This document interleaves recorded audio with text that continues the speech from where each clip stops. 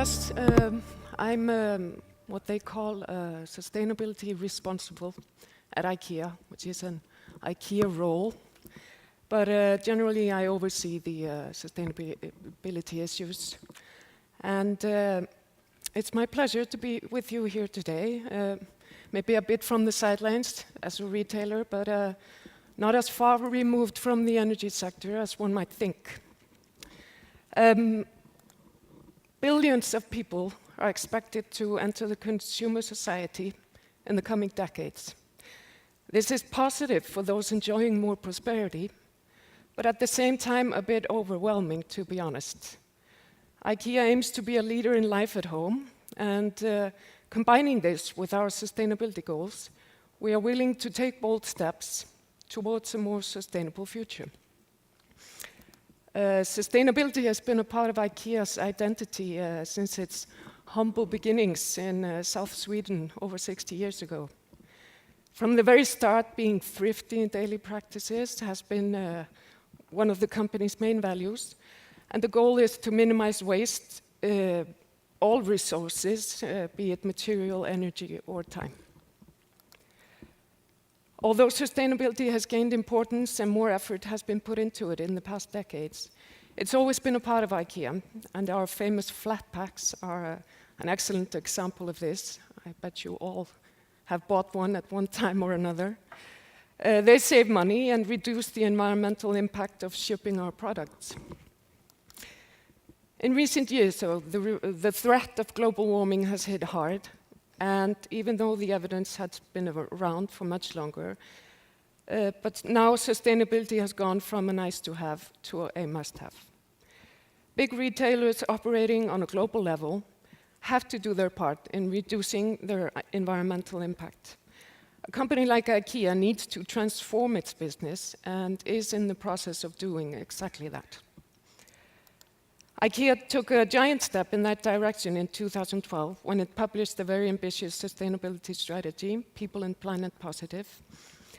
It sets out how IKEA is going all in certain areas, and one of many goals is to become energy independent in 2020. To reach that goal, IKEA now operates wind farms in different parts of the world, and solar power also plays a part in being energy efficient. And IKEA has put up solar panels on office buildings and stores all over the world. Not here, because maybe we are a bit less dependent on energy efficiency, but globally they've gone in that direction. There are great possibilities in this, with stores opening now in countries in the southern hemisphere, where sunlight is plentiful and the need for energy-demanding air conditioning is great.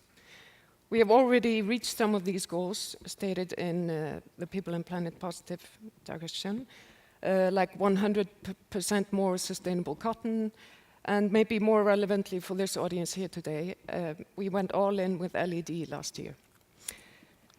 IKEA was the first major retailer to sell exclusively LED lighting, and more importantly, sell it at an affordable price.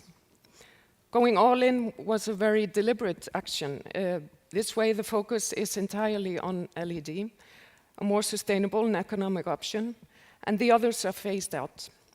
If we would have gone, say, 80% in, then the majority of people would probably try to find a way to fit into the 20. So, in that sense, going all in is easier. Then, being IKEA, the sustainable option should always be attractive, easy to use, and last but not least, affordable. Considering this, the shift to LED has been a success. However, there are lessons to be learned. IKEA's first big step towards more sustainable lighting was entirely phasing out incandescent bulbs. And that was sometime before they were banned in most markets. The new, more sustainable option was Sparsam, a low-energy CFL bulb. However, they were considerably more expensive than the incandescent bulbs, and the lighting left much to be desired. You maybe wanted to pop into a room, get something quickly, and by the time you got out, the light was coming on. So, not ideal. Furthermore, the sustainability factor was kind of not as wonderful as thought in the beginning, because they contained mercury, which is a hazardous material which needs special handling when recycled. So not very sustainable there. There were many lessons learned from that. LED lighting is one step on our way to become and be considered a more sustainable brand. And the People and Planet Positive strategy states many more, of course. IKEA's goal is to make everyday life easier for as many as possible. We sell home furnishings, but looking a bit further into it, we also indirectly sell electricity through appliances, lamps, and lights we offer. They need electricity, and there are opportunities in this which haven't been realized yet. This is part of the reason for us being here today, to listen, observe, and learn, and be a part of the next steps in the journey of connecting energy and the consumer today, and coming generations. Like I said earlier, IKEA aims to be a leader in life at home. So energy-wise, we have IKEA Group making huge investments in wind farms and solar panels, ultimately becoming energy independent. On a domestic level, we participate in the global sustainability strategy, but we have green energy here, so our efforts are more focused towards, for example, CSR, and using the green energy to our advantage. For example, by offering charge points for electric vehicles outside the store. We got the first ones a couple of years ago, just 2, but they've been very popular. So recently we added 10, the ones that you see in the photo, and we will add more as the need arises. IKEA is a mega brand, both here in Iceland and globally. Most people know IKEA, and it stands for something in their minds, not just a very pretty logo. And we have a very large market share in Iceland in most product categories, for example, in lighting. We therefore have a huge opportunity to enable people to live more sustainably at home by offering affordable products and solutions, of course, also energy solutions, and who knows what the future will bring in that aspect. We need to demonstrate that these products and solutions are good for people's wallets and the environment.